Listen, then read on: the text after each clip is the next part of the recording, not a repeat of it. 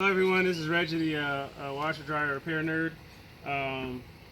Today we have a GE washer that you turn the knob, doesn't engage anything, and you almost have to turn it side with your hand. So if you're doing this on your washer, it can either be an easy fix or a hard one, and I'll explain now. I will provide at the bottom of this video a link to a replacement part that's pretty inexpensive. So, first thing you do is, now if it doesn't move at all, it's completely stripped.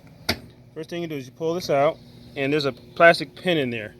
Take some needle nose pliers or tweezers and pull that pin out. It's a little tricky, but it does come out. So even for me, it's giving me a hard time. There you go. So then you pull that pin out, and this comes out.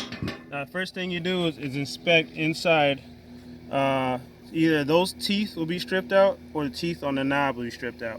You want the teeth on the knob to be stripped out because it's much cheaper.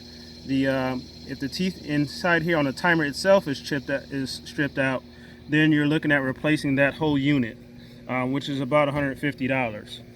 To replace this knob, you're looking about $20 to $30. There's a link below where you can order and get express delivery through my website. So this is the old part and this is the new one, and you see the difference. One has teeth, one doesn't. Very quick repair. Take the new part, put it, the best way to do it is kind of tricky. I usually put it halfway on.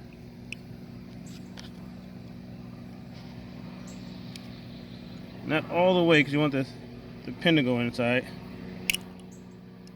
Put it semi on there so it sticks.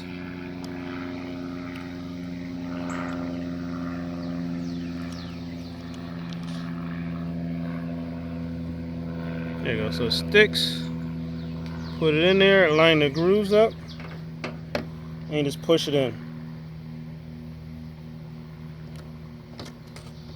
Make sure you push it all the way in. And now,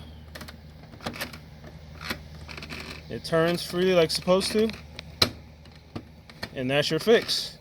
If you have it repaired, a repairman will probably charge you $150 to $200 just because of the labor.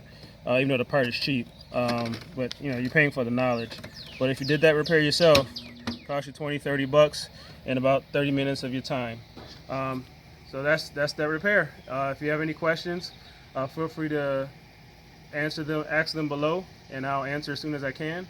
Again, this is Reggie Williams, the Appliance Repair Nerd. Thanks.